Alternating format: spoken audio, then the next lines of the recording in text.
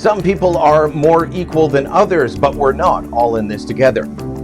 Hi, I'm Brian Lilley, political columnist with the Toronto Sun. How many times have you heard since the beginning of the COVID-19 pandemic that we're all in this together? It's the phrase that politicians, especially Prime Minister Justin Trudeau, have used to explain why we need to just keep on trucking, why we need to put up with this new hardship or buckle down a little bit more, do what needs to be done to fight the pandemic. And if it were true, that would be great.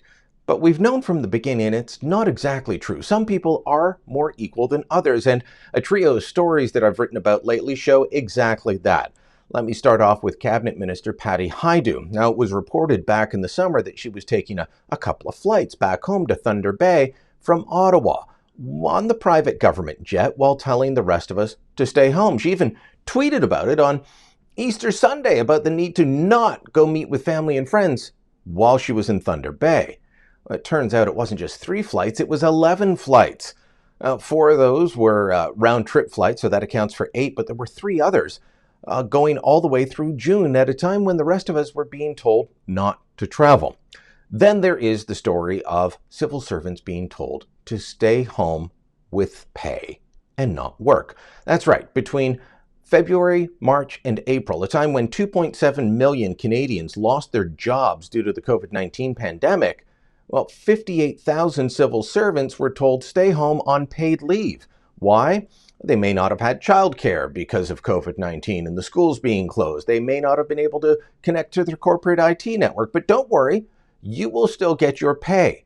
I've been told by civil servants since the story was published that I don't know the half of it, that there is much more, that some departments didn't even put their employees on this type of special 699 paid leave. They just told them, go home, don't worry. Don't work about it. Now, I know that there were many civil servants working harder than ever from home to get programs out the door. I don't dispute that.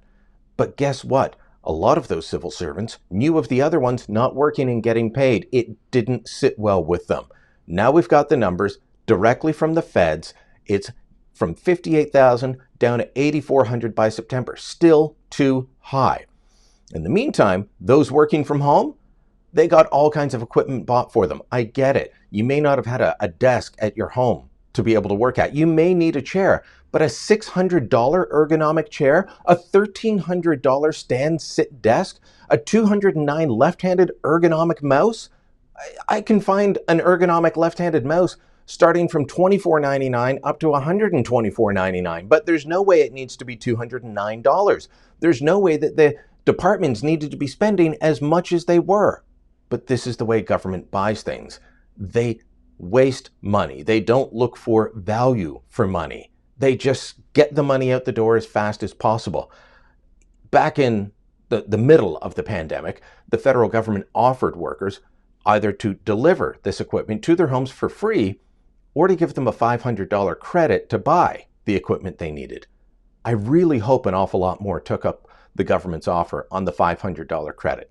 Because what I saw in the documents released to Parliament last week, that was the much cheaper option. Bottom line, we're not all in this together. We're not all being treated the same. And if you're a federal government worker, you live by different rules than the rest of us who saw job losses or hours cut or pay reductions in the middle of the pandemic. And it's about to happen all over again as the lockdowns continue rolling out across Canada. Let us know what you think of these stories. Make sure you find the links online, share them on social media, leave a comment below, and please subscribe to the YouTube channel.